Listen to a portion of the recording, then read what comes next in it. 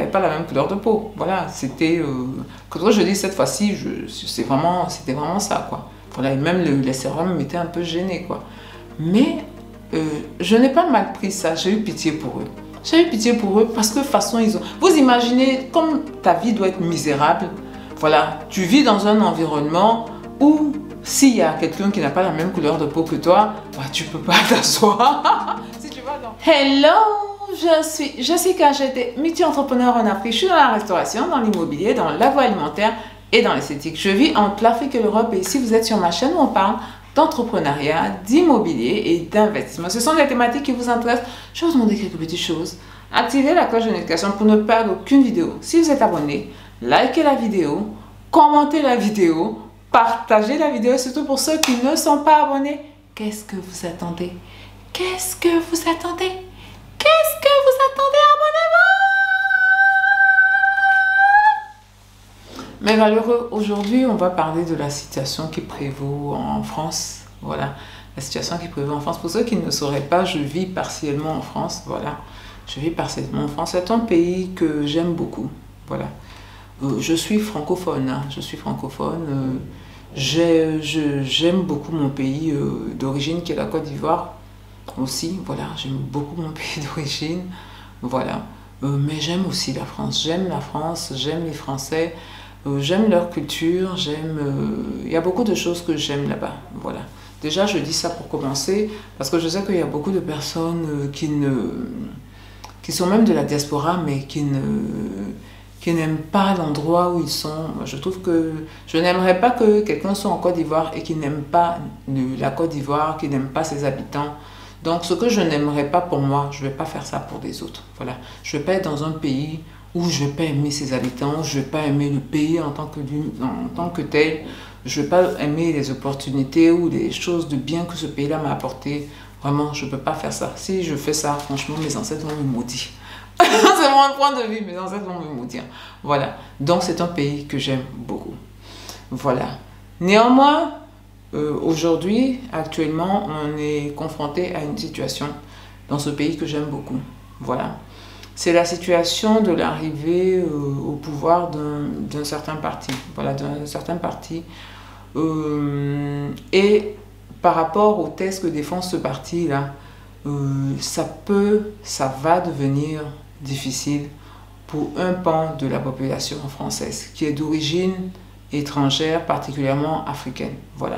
Je vais laisser les gens du Maghreb un peu là-bas. Je vais parler de l'Afrique noire en fait. Voilà, parce que c'est ce que je connais. Donc, je ne connais pas vraiment parce que moi, je ne vis pas en banlieue, ce genre de truc-là. Quoique tout le monde en banlieue n'est pas... Voilà, voilà, c'est peut-être des préjugés que je fais, voilà.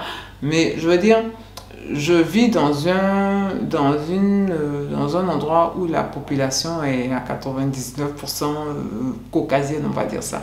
Voilà. Donc, moi, je vais parler de ce que je connais. Voilà.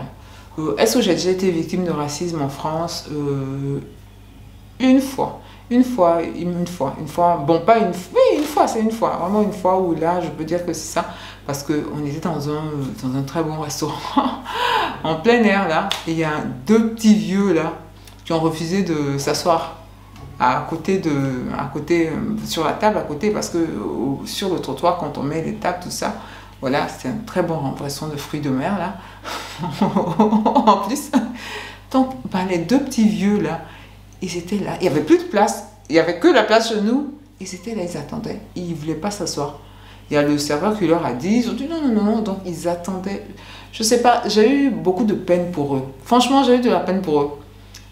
Les deux vieux, là, ils étaient en train d'attendre que quelqu'un se lève. Et les gens ne se levaient pas aussi. On dirait même que les gens faisaient exprès. Les gens ne se levaient pas. Les gens ne se levaient pas. Donc, ils étaient là jusqu'à... Ils ont pris, je crois qu'ils ont commandé, puis ils ont fait emporter, ils sont partis. Donc, vous imaginez... Pourtant, j'avais été victime de racisme, en quelque sorte, parce qu'ils ne voulaient pas s'asseoir à côté de nous, parce que on était noirs, voilà. On n'avait pas la même couleur de peau, voilà. C'était... quand je dis cette fois-ci, c'était vraiment ça, quoi. Voilà, et même les serveurs m'étaient un peu gênés, quoi. Mais... je n'ai pas mal pris ça, j'ai eu pitié pour eux. J'ai eu pitié pour eux parce que de toute façon, ils ont... Vous imaginez comme ta vie doit être misérable. Voilà, tu vis dans un environnement où s'il y a quelqu'un qui n'a pas la même couleur de peau que toi, bah, tu ne peux pas t'asseoir. Si tu vas ils ne doivent pas voyager ceux-là parce que si tu vas dans un avion, la personne n'a pas la même couleur que toi, bah, tu ne t'assois pas, tu fais comment tu descends. Voilà, donc c'est une vie misérable. C'est une vie vraiment misérable. Victor Hugo est réveillé dans ça. Voilà, c'est misérable. Voilà. Donc, à part cet incident, franchement, en plein d'années, là, je n'ai pas eu de problème. Je n'ai pas eu de problème. Mais aussi, je me comporte, franchement, je me comporte comme moi, j'aimerais qu'on se comporte. Quand les Européens viennent ici, comme j'aimerais qu'ils se comportent. Voilà. Il y en a qui se comportent, il y en a qui ne se comportent pas bien. Voilà. Mais moi, je me comporte bien. Donc, ça peut-être, ça explique aussi, je n'en sais rien. Je n'en sais rien, même si... Quelqu'un qui est raciste, il est raciste. Hein. Ce n'est pas ton comportement qui fait qu'il est raciste. Je dis tout ça, c'est vraiment une aparté pour que les gens puissent comprendre que je n'ai pas un mauvais vécu en France. Mais ce que je vois aussi, c'est que quand ce genre de trucs se passe, c'est-à-dire quand je vais dire son nom, quand le Front Populaire ou le RN, c'est ça, quand le RN a ce pourcentage-là, ça indique beaucoup dans la société. Voilà, ça indique beaucoup dans la société. Les cordons sanitaires, entre guillemets, ont été... Voilà, il n'y a plus de cordons sanitaires. Et ça indique beaucoup ça. Ça indique que la société est en train de se radicaliser, en train de s'extrême droitiser. Et ça, c'est beaucoup inquiétant. C'est beaucoup inquiétant pour les Africains. Voilà. Je dis dans plein de mes vidéos, allez voir celle-là, je dis qu'il faut, même si vous ne pensez pas revenir au pays, on ne sait jamais. Il y a des choses, on n'y va pas, c'est des red flags, parce qu'on sait quand ça commence, on ne sait pas quand ça se termine, et on ne sait pas comment ça se termine. C'est surtout ça. On sait quand ça commence, on ne sait pas comment ça se termine. En Europe, personne n'aurait pensé qu'en Ukraine, actuellement, il y aurait une guerre. Personne. Donc, ça veut dire que le monde dans lequel on est là, c'est un monde qui est vraiment très instable. Voilà. Faut pas dire que ça ne peut pas arriver. Faut pas dire que ça ne peut pas arriver. On ne sait jamais. Qui aurait pu penser qu'on aurait eu le Covid, ou on aurait mis tout le monde à la maison, ou on aurait arrêté de travailler. Presque la planète entière. Qui aurait pu penser que ça pouvait arriver? Donc, vacciner tout le monde. Qui aurait pu penser que ça pouvait arriver? Donc, ça veut dire que faut plus avoir dans le logiciel que les choses ne sont pas possibles. Voilà. Pourquoi est-ce qu'il y a la montée de ces extrêmes-là? Il y a la montée de ces extrêmes parce que la situation économique est mauvaise. Et le problème, c'est que peu importe qui vient, que ce soit les extrêmes, que ce soit même les gens de gauche, ça ne risque pas de s'arranger. Parce qu'on n'est plus dans un système capitaliste, on est dans un système capitaliste de prédation. Voilà. Ceux qui se font le maximum d'argent, ceux qui ont le capital, ce capital-là, il est mal. Je n'aime pas le terme de redistribution. Mais ce capital-là est mal reparti. Voilà, c'est mal reparti. La force de travail des gens n'est pas bien rémunérée. Et les gens, ils ont des bénéfices, Et au vu de ça, la grande majorité, je vais prendre une pyramide, hein, où le haut de la pyramide, voilà, ils s'empiffrent, voilà, et avec des comportements de prédation, et le bas de la pyramide est dans la souffrance. J'ai des voisins, dans l'endroit où je suis, qui sont à 1000 € de retraite. Comment tu peux vivre avec 1000 € actuellement en France? Comment tu... Ça dit, ce n'est pas possible. Ce n'est pas possible. Quand ils me parlent, j'ai tellement pitié d'eux. Et ça, c'est beaucoup. Et quand il y a ce genre de situation qui se présente là, le pire de l'humain sort. Je vous assure, mes valeureux, le pire de l'humain. Et actuellement, même pas qu'en France, en Occident, c'est le pire qui est en train doucement de sortir. Voilà, c'est le pire qui est en train. Et comme la situation économique ne va pas s'arranger, parce qu'ils sont dans un système où c'est la prédation qui est prédominante, voilà, ça ne va pas s'arranger. La France ne peut pas venir se lever et dire bon, on va faire des politiques beaucoup plus sociales, tout ça. Bah, ils ont les autres avec. Ils sont avec les autres. Sinon, ça ne va pas fonctionner. Il faudra que tout le système se réforme. Sauf que ceux qui sont en haut de la pyramide ne veulent pas ça. Voilà, ils ne veulent pas ça. Moi, je trouve qu'ils sont en train de scier la branche sur laquelle ils sont assis. Ils sont très court-termisme, mais ils y sont. Voilà. Et donc, le truc que ceux qui sont en haut ont trouvé, c'est de dire que, comme toujours, c'est toujours les mêmes mécanismes.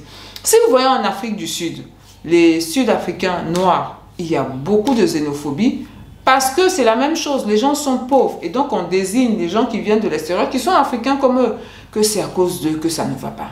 Il y a beaucoup de problèmes là-bas, justement aussi. C'est le même mécanisme. Actuellement, en Europe, c'est la même chose. On désigne au lieu, alors que tout le monde voit que bah, c'est mal reparti, la richesse est produite par tout le monde, hein, est mal repartie, bah, les plus forts vont mettre dans la tête d'une partie de la population que si ça ne va pas, c'est à cause des étrangers. Voilà. C'est un mécanisme que je connais très bien parce qu'en Côte d'Ivoire, je sais qu'il y a d'autres qui vont, peut-être ma chaîne, d'autres vont partir de ma chaîne, mais il y a eu ce type de mécanisme-là.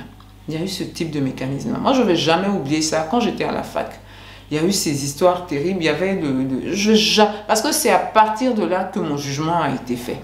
Il y avait le vendeur, on était à la fac, il y avait le vendeur c'est un Guinéen, c'était le vendeur du kiosque. Voilà, celui qui fait, comment on appelle ça, rognon, spaghetti rognon. Voilà, nous, on allait manger spaghetti rognon. Il avait sa boutique avant. Quand ils ont commencé leur truc là, le monsieur il n'a fait de mal à personne, il n'est même pas, il fait son petit truc, ils ont décidé qu'ils devaient le chasser. Ils devaient le chasser du campus. Je ne peux jamais oublier ça. Ils devaient le chasser du campus. Donc, ils ont chassé le gars du campus. Que tous les problèmes en Côte d'Ivoire, c'est ceux-là leur faute. Ils ont chassé le gars du campus avec sa boutique. Le gars est parti. On s'est retrouvé une journée, 2 journées. On veut manger spaghetti au rognon. Il n'y a pas. On veut acheter du savon. On ne peut pas. Il faut prendre un taxi, quitter le campus pour aller quelque part là-bas pour pouvoir faire ses courses.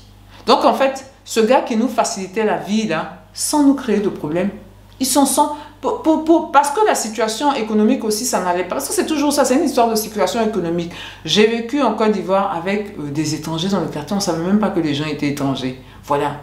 Parce que ça allait. Voilà. Mais une fois que la situation économique a commencé à se dégrader, c'est là que tu te mets à chercher. Toi, tu n'es pas ça. Toi, tu n'es... Toi, tu... Voilà. C'est les mêmes... C'est sur toutes les populations, c'est les mêmes mécanismes. Et en Europe, ils ont déjà eu ces mécanismes-là. Lorsqu'il y a eu le nazisme, c'était le même mécanisme. C'est des crises. C'est des crises économiques qui font vriller les gens. Et actuellement, on revient à ce même type de mécanisme-là. La crise économique qui est systémique est en train de faire vriller beaucoup de personnes. Pas tout le monde, mais en train de faire vriller beaucoup de personnes.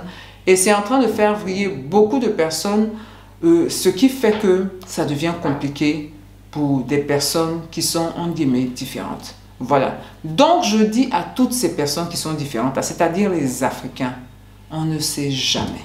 On ne sait jamais, on ne sait jamais. On ne sait jamais. Ayez l'Afrique à cœur. Ayez l'Afrique à cœur. Voilà. Commencez à penser à comment vous allez faire pour pouvoir avoir des trucs dans vos pays d'origine ou dans les pays d'origine de vos parents. On ne sait jamais. On ne sait jamais. Je souhaite vraiment de tout mon cœur que ça soit quelque chose d'épisodique et que les gens se rendent compte que ce n'est pas la solution. Mais on ne sait jamais. Voilà. On ne sait jamais. On sait quand ça commence. On ne sait pas quand ça s'arrête et on ne sait pas comment ça s'arrête.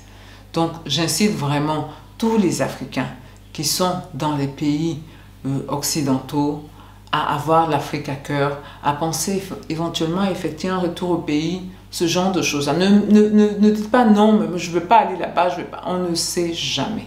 Le monde est très instable. Le monde est très instable et des gens amplifient cette instabilité-là. Les gens amplifient cette instabilité-là. Voilà. Est-ce que, je vais dire quelque chose, est-ce que les Européens ont le droit de choisir qui vient dans leur pays? Bien sûr qu'ils ont le droit. Est-ce que les Européens, ils ont le droit de poser des critères par rapport aux gens qui viennent? Ils ont le droit. Voilà, ça ne pose pas problème. Le problème, c'est que dans les circonstances dans lesquelles tout ça est en train de se mettre en place, fait que c'est très dangereux. C'est très dangereux. Donc, ayez les Africains, ayez l'Afrique à cœur. Parce que, on ne sait jamais, peut-être qu'on va vous Donc, il faut que vous soyez prévoyants. Voilà, il faut que vous soyez préparants. Je vais vous dire, mettez en commentaire ce que vous pensez de la situation dans les pays occidentaux, particulièrement la France. Voilà, mettez-moi ça en commentaire.